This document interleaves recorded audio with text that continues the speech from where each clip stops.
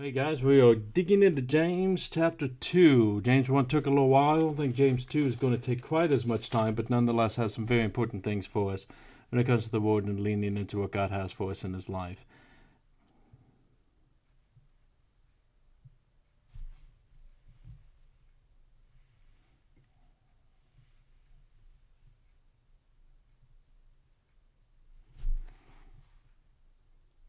Hey guys, it's Pastor Tom, and we are getting ready to go to James 2. If you want to turn to James 2, as we change gears a little bit, talk about partiality. I don't think it's going to take as long to get through James 2 as it did James 1, but nonetheless, it still has some great blockbuster stuff for us in our lives that we can apply even today. Unofficial sponsor-wise, the hat is North Carolina, but North Carolina is not our unofficial sponsor. Even though I've been to North Carolina a few times in my life, this hat came to me from my mother. My mother has not been one who has traveled a ton in her life, but she did take a big trip with my grandmother that ended up in North Carolina and seeing her biological sister out that way, who was adopted out when she was young. That's way off. There we go. And this hat was a gift from her as a souvenir from that trip. So today's unofficial sponsor is my mother, whose foundation I stand upon in all things ministry, and raised me within the faith, and I appreciate Mom sponsoring today's podcast. Okay, so this is James chapter 2, verse 1. Let's read it together. My brothers, my sisters, so show no partiality as you hold the faith in our Lord Jesus Christ, the Lord of glory. For if a man wearing a gold ring and fine clothing comes into your assembly, and a poor man in shabby clothing also comes in, and if you pay attention to the one who wears the fine clothing and say, "You sit here in a good place," while you say to the poor man, "You stand over there," or "Sit down at my feet," have you not then made distinctions among yourselves and become judges with evil thoughts? Listen, my beloved brothers, has not God chosen those who are poor in the world to be rich in faith, and heirs of the kingdom which he has promised to those who love him? But you have dishonored the poor man. Are not the rich the ones who oppose you, and the ones who drag you into court? Are they not the ones who blaspheme the honorable name by which you were called? What the church is going through at this point, and the tribes that have been dispersed are going through, is that Christianity is the fulfillment of the Jewish religion that they were raised within. The Jewish religion basically is the Old Testament covered, and then when Jesus came to fulfill all the multiple prophecies within the Old Testament, those who stayed with the Jewish religion did not believe that Jesus was the Messiah. Maybe he's a good teacher, which I don't fully understand because that also makes him a liar or insane. But nonetheless, they might have respect for Jesus, but they don't see him as the Messiah, and they're still waiting for the Messiah. Where the Christians are those who look at Jesus and said, "That's the guy, that's the Son of God, that's the one who fulfilled those prophecies, did the miracles, died, rose again, and that's who we put our trust into." And Christianity at this point is not well established, and it doesn't exactly have resources, and doesn't have the power and the authority that maybe they were used to within the Jewish synagogues and the Jewish religion that they were raised within, that they have now been kind of bunked from by taking and following Jesus.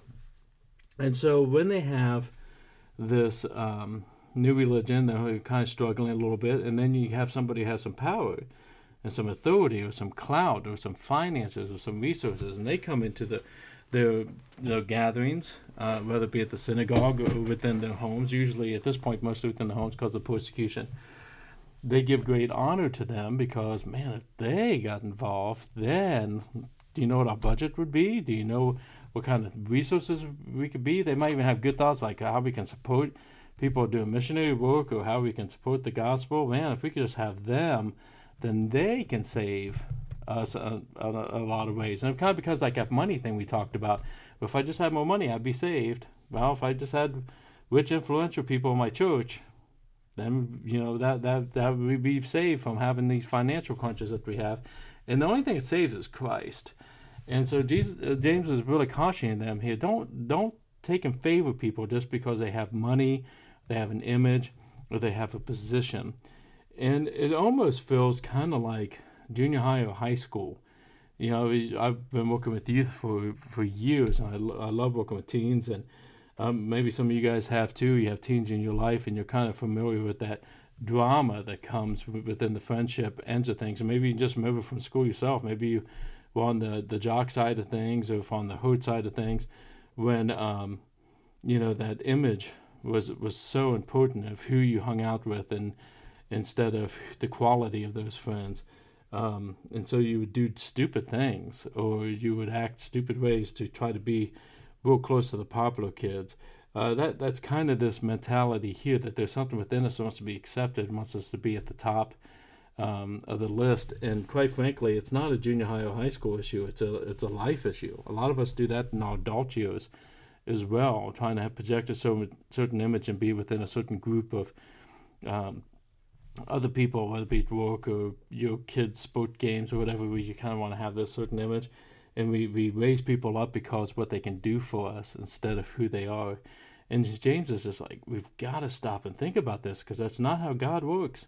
He picks the least of these, and thank God he picks the least of these, because I'm the least of these. So I'm kind of okay with that. And I'm created to be different than other people instead of fitting in. So are you. And he picks people who may or may not have a big following, because he doesn't want them to get the credit. He wants to have the credit for himself. This is what God has done. This is what God has said. There's an irony that sitting in front of you on the screen is a kid who grew up with a speech impediment, and now God uses him as a speaker. God gets the glory for that. I don't get the glory for that. So I love how he tells us to think basically like God thinks, and not to put people above one another. Once upon a time, I had somebody say that they really loved how at a church, no matter what station somebody was in life, if they had a lot of money or not a lot of money, everybody was treated the same, and that everybody was loved the same, and that you really, in the church, unless if you really stopped and looked, you really couldn't really even put together who might be in poverty and who might have much, because of the way we do things. But the family moved on to another church because someone within their family just didn't want to be around people that were in poverty, that they were uncomfortable with it. They wanted to be someplace where people were self-sufficient and people had their lives together, and they just didn't want to be with the people that are like that. And I told them when they left, I love you, and I hope you never find a church that you're comfortable in, because I hope all churches are a blending of all different kinds of cultures, all different kind of financial situations, all kinds of backgrounds, because that's what James calls us to be. So if you find yourself kind of looking for, how do I get to be in the in crowd, stop and think and look around. Are you looking to be in God's in crowd or the world's in crowd? Because the world's in crowd will beat you up every single time. But God's in crowd will put you with people who are following him, that are in true community with each other, and partiality is melted away and love reigns. So take a look at your circles. It might be time to branch out a little bit. It might be time to let go of your pride and humble yourself for the Lord, so he can lift up a new community around you of people who will love you, support you, and you don't have to play the game. So with that, I'll close this part up, and I will talk to you guys tomorrow if you jump in. Thanks. Be blessed.